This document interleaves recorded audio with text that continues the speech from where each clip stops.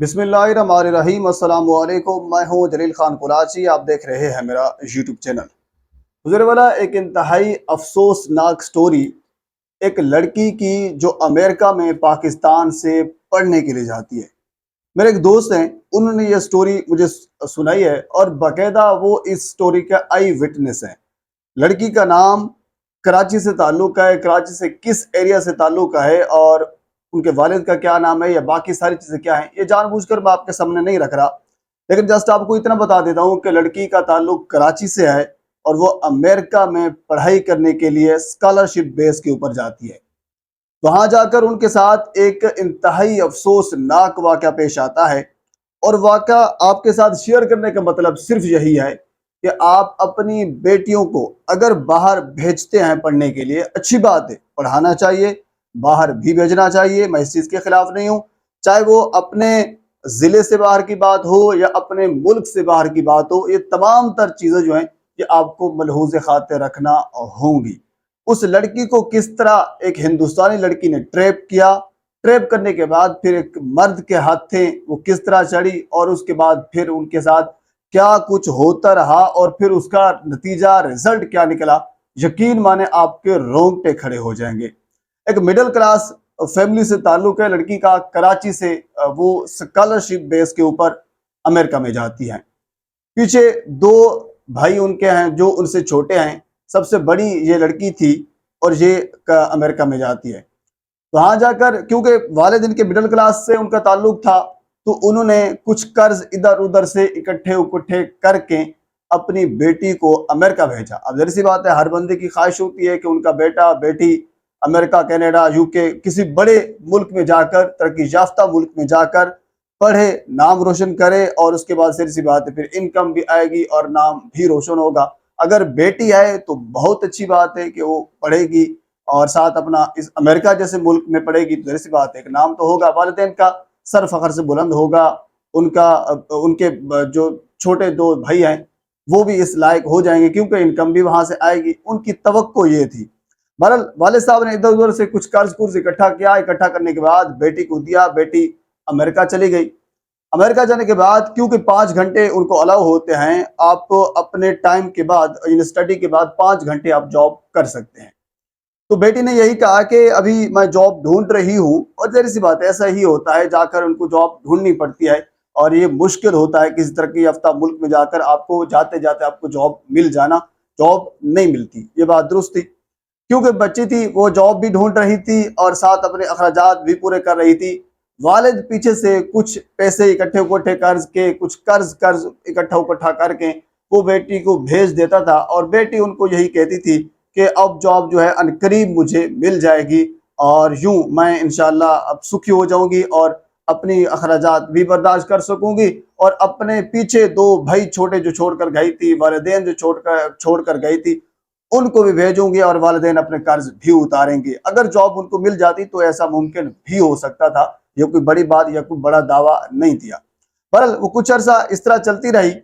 एक सेमेस्टर यूं चला और एक मर्तबा उनकी एक हिंदुस्तानी लड़की से बात हुई और जब उनसे बात हुई तो पाकिस्तानी लड़की ने उनको यही कहा कि मैं जॉबलेस हूँ, मुझे जॉब की ज़रूरत है और मैं ताकि अपने अखराजात जो हैं वो भी मेंटेन कर सकूं और घर वालों ने जो कर्ज देकर मुझे भेजा और वो कर्ज लेकर जो मुझे अब तक भेज रहे हैं, मैं उनसे भी जान छुड़वाना चाहती हूँ। हिंदुस्तानी लड़की ने कहा ठीक है, ये तो कोई बात नहीं है, आप यहाँ मैं आपको एक ऐसा तरीका बताती हूँ, आप यहाँ आराम से अपने अखराजात भी मेंटेन कर सकोगी और घर वालों को भी कुछ पैसे दे सकोगी। ये बड़ा कमाल का तरीका है। उसके ऊपर पाकिस्तानी लड़की ने थोड़ा सा कान धरे क्योंकि उनको जॉब की ज़रूरत थी, उनको पैसों की ज़रूरत थी। तो उसने कहा जी हुक्म करें। तो इसके ऊपर हिंदुस्तानी लड़की ने उसे ये कहा कि मैं आपको एक ऐसे शख्स से मिलवाती हूँ और वो शख्स जो है जस्ट आपने उनके साथ बैठना है, कुछ बातचीत करनी है, पहले आप मुलाकात कर लें और उसके बाद कुछ प्रोजेक्ट हैं वो उन प्रोजेक्ट के हवाले से वो आपको हायर कर लेगा। पहले मुलाकात कर लें, मुलाकात करने के बाद अगर आपको कोई चीज़ पसंद आ जाती है तो उसके बाद फिर आप कर लेना, नहीं तो ना करना। जैसी बात जिस तरह एक किसी बंदे को कन्विंस करने का तरीकाकार होता है, उस हिंदुस्तानी लड़की ने पाकिस्तानी लड़की को बड़े ज़बरदस्त तरीके से कन्विंस किया और मुलाकात के ऊपर राज़ी कर लिया। पहली मुलाकात में जाकर वो लड़की उस बंदे से मुलाकात करती है, टेबल के ऊपर मुलाकात होती है, वो आगे वाला बंदा एक फूलों का गुलदस्ता पेश करता है और इस तरह ये सारे मामलात उसके आगे रखती है कि मुझे जॉब की ज़रूरत है, मुझे कुछ एडवांस पैसों की भी ज़रूरत है क्योंकि मैंने अखराजात पूरे करने हैं, मैंने घर में भी भेजने हैं, ये सारी चीज़ें उसके सामने रख देती है। वो बंदा जो है मुलाकात के आखिर के ऊपर एक चेक भी इस पाकिस्तानी लड़की को दे देता है और उसकी रकम इतनी थी कि वो 1 महीना अमेरिका के अंदर रहकर अपने अखराजात बड़ी आसानी से पूरा कर सकती थी और इसी तरह उन्हें अपने अखराजात पूरा भी कर लिए और ये मामला यूं चलता रहा। फिर वो हिंदुस्तानी लड़की मिलती है, वो ये कहती है कि वो बंदा आपसे दूसरी मुलाकात करना चाहता है। ठीक हो गया। दूसरी मुलाकात के ऊपर ये खातून, ये लड़की पाकिस्तानी राजी हो जाती है, जाकर उस बंदे से मुलाकात करती है। मुलाकात करने के बाद फिर वही पहले वाला तरीका, गुलदस्ता वो बंदा पेश करता है, ये सारी स्टोरी फिर उनके सामने रखती है कि अब मेरे अखराजात 1 महीने के बराबर हो गए थे लेकिन अब महीना पूरा होने वाला है, फिर मुझे कह लीजिए कुछ पैसों की भी ज़रूरत है और अगर आपने हायर करना है या जो कुछ भी है, क्योंकि वो बंदा जैसी बात है उसने कन्विंस किया होगा कि हम अपनी कंपनी जो है वो लॉन्च करने वाले हैं, वेबसाइट लॉन्च करने वाले हैं, ये इस किस्म के टेक्निक्स होते हैं जो हम आमतौर पर इस्तेमाल देखते हैं कि लोगों को घेरने के लिए इस्तेमाल किए जाते हैं।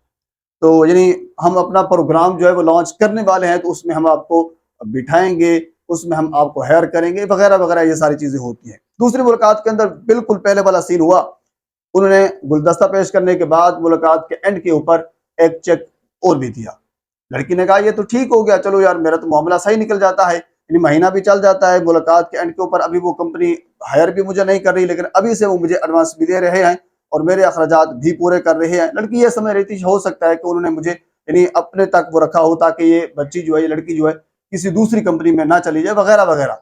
लेकिन दरमियान में दिल से उसको रेगरेट भी था कि ये आखिर मैं कर क्या रही हूँ, यानी कुछ ना करने की बुनियाद के ऊपर वो मुझे पैसे दे रहा है, इसके पीछे कुछ तो होगा। उसके पीछे कुछ दिन बाद फिर तीसरी मुलाकात फिर तय पाई, फिर उस हिंदुस्तानी लड़की ने कहा कि वो आपसे मुलाकात करना चाहता है। पाकिस्तानी लड़की भागकर चली गई।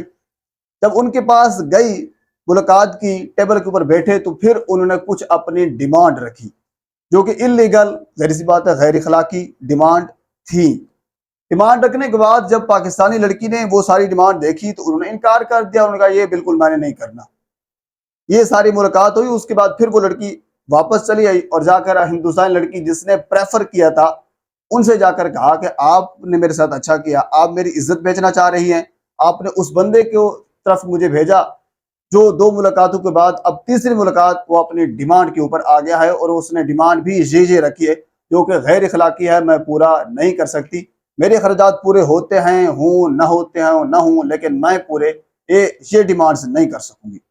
इस तरह कुछ दिन गुजरे, तकरीबन वो कहते हैं कि 15 दिन के बाद फिर उस हिंदुस्तानी लड़की ने उस पाकिस्तानी लड़की से बात की, कहा कि वो बंदा आपसे मुलाकात करना चाहता है और मुलाकात में क्योंकि आपने पहले उनसे कुछ चेक और सारी चीजें ली थी और उसकी कुछ डिमांड थी आपने पूरी नहीं की, वो कहता है मैं आपसे उनसे और मुलाकात करना चाहता हूँ और उनके सामने कुछ और डिमांड्स हैं, अगर वो पूरी कर देती है तो वो सही है, मेरे से और मुलाकात कर ले।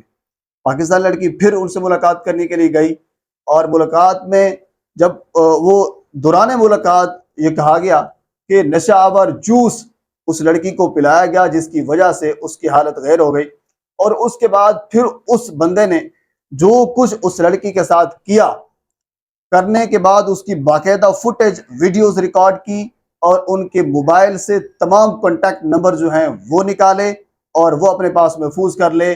सब कुछ करने के बावजूद, मुझे मजीद इसमें डिटेल में जाने की जरूरत नहीं है, उन्होंने सब कुछ करने के बावजूद, रिकॉर्ड करने के बावजूद कॉन्टैक्ट नंबर और सारी चीजें अपने पास महफूज कर ली। हालत ठीक हुई, पाकिस्तानी लड़की वापस आ गई। वापस आने के बाद फिर यानी जो कुछ हुआ उनके साथ, तेरी सी बात है उसको भी महसूस हुआ होगा और उसको पता चल गया कि मेरे साथ कुछ गलत हो गया है।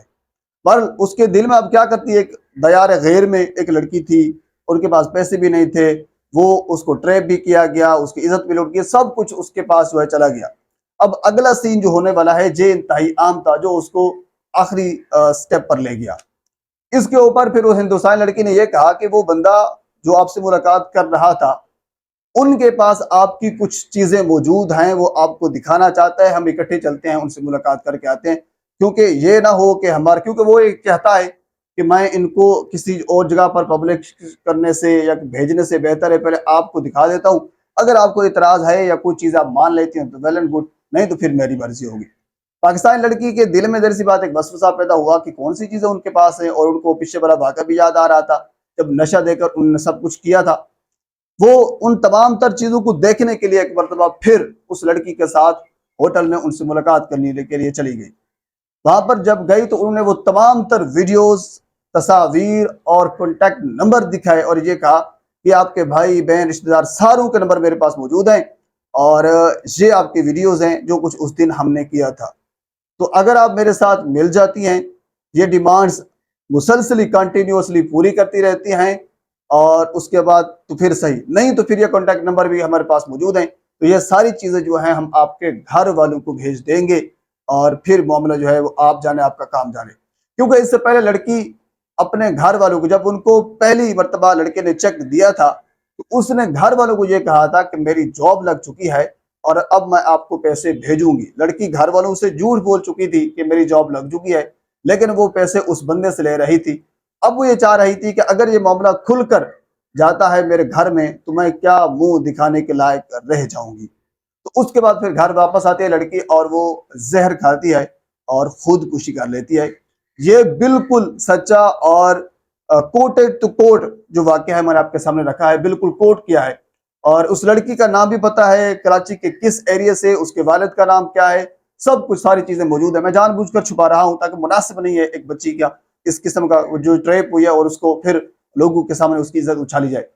वाकया बयान करने का सिर्फ मकसद ये है कि आप अपनी बहन बेटी जिसको भी आप मुल्क से बाहर, जिले से बाहर, अपने घर से बाहर भेजते हैं तो उसको एतमाद में जरूर लिया करें।